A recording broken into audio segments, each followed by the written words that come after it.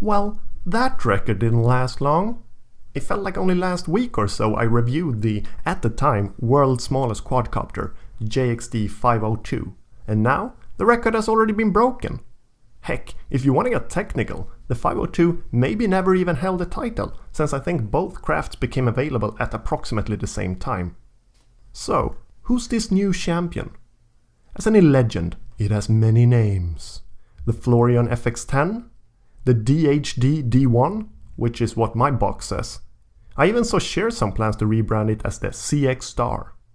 Despite the different brandings and model numbers, every indication seemed to point towards them all being the exact same product, with the possible exception of different packaging and or colors available. So we know it's small, but is it any good? If you haven't watched my review of the JXD 502, the takeaway was that despite a few cosmetic compromises for sake of size, it turned out to be a surprisingly fun and competent flyer, seemingly unhindered by its miniature size. Does the DHD D1 deliver the same way, or have the size constraints left a more noticeable impact on its performance? Welcome to this review of the D1 Nano, or is it Pico now, quadcopter from DHD RC. Since I've already shown a size comparison, I'll try not to dwell too long on the smallness of the DHD D1. Just know that it's hard to properly convey the size of something in a video like this. I too had seen it on pictures beforehand, but was still both surprised and amazed when I saw it first person. Trying to look past the size wow factor, the D1 is quite boring looking. It basically looks like a shrunk down Shearson CX10. One detail to note is the external charging connector, a decision probably taken in order to save on size versus having a more traditional internal port. To accommodate this, the on-off switch has also been moved to the right side of the craft. Another detail to note is the relative height of the body in relation to its size. It's almost a cube. As opposed to its perhaps foremost competitor, the JXD 502, the DHD D1 features 4 LEDs in 2 different colors, making night flights, at least indoors, a definite possibility. Inside of it, it allegedly carries an 80 mAh battery, as opposed to the JXD 502's 70. Those extra 10 mAh was apparently very well spent, or there is some power consumption optimization going on, cause with the D1 you get a full minute longer flights, totaling in a little over 4 minutes. The time to charge is still the same, somewhere between 20 and 25 minutes. If you're anything like me, you're tired of tiny transmitters crippling the potential of many a promising multirotor. The reason seems to be that manufacturers feel pressured to miniaturize the transmitters of nano aircrafts in order to save on package size, and by extension, warehouse and shipping costs. Fortunately, the DHD D1 avoids this pitfall by instead making the transmitter house the quadcopter inside of it. This solution is not a first. There's recently been a wave of pocket quadcopters. For example, I reviewed the German product Jamara Pokey not too long ago, which all implement the transmitter as case idea in various ways and with varying success. Here, it's pulled off rather nicely. The operation is not terribly finicky, nothing gets squashed, and once the quadcopter is in place, it's pretty well protected. I also like that the function does not come at the cost of the transmitter's ergonomics. Sure, it isn't a proper size hobby style thing, but it's sufficient for you not to feel limited by it.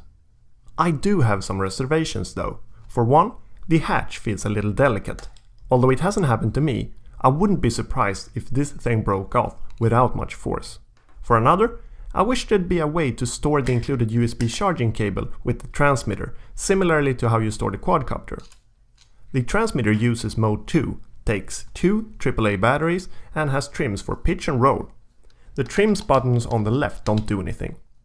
You click the left stick in order to switch between modes and the right to perform flips.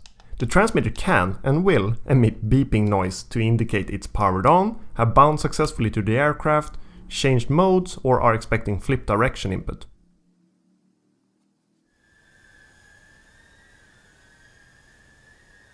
In flight is where the JXD 502 really shone. Does the DHD D1 deliver in the same way? The short answer is simply not really. While the D1 is a perfectly fine flyer, the experience of flying it somehow doesn't carry the same fun and excitement. There are 2 normal rates on the D1, 1 and 2, and there's not much difference between them. One is a bit faster than the other, but yaw is the same and they're both pretty dialed down, both in terms of pitch and yaw. The third, rate, is actually headless mode, where the aircraft remembers its original orientation so you don't have to keep track of your heading when flying. Returning viewers will know that I'm not particularly interested in this feature, but I did try it out and it seems to work fine, except the yaw becomes incredibly slow, the slowest I've ever seen on any multirotor. On a positive note, the D1 hovers nicely and flips even better. Very elegant and reliably. A word of caution though, while most multirotors lose or at best maintain altitude in a flip, the D1 seems calibrated, or maybe miscalibrated, in such a way as to actually gain altitude with every flip. Therefore, don't be hovering right below the ceiling when pressing that button, or you'll crash and burn. Speaking of crashing, I've done so quite a bit when trying to get the feel for the flight characteristics of the D1. It's just part of the process, and have noticed no ill effects from this.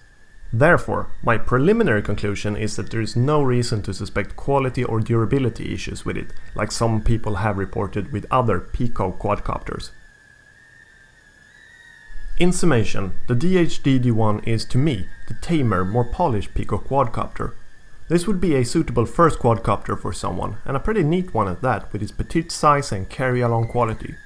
More seasoned flyers would probably find it a little dull, and should instead have a look at the wilder, more rough around the edges JXD 502. Regardless, it cannot be denied that technically the DHD D1 is a definite step up for Pico quadcopters. Over the JXD 502, it has improved LEDs, flight times and seemingly durability, all while pushing the envelope even further in terms of size. That is truly impressive.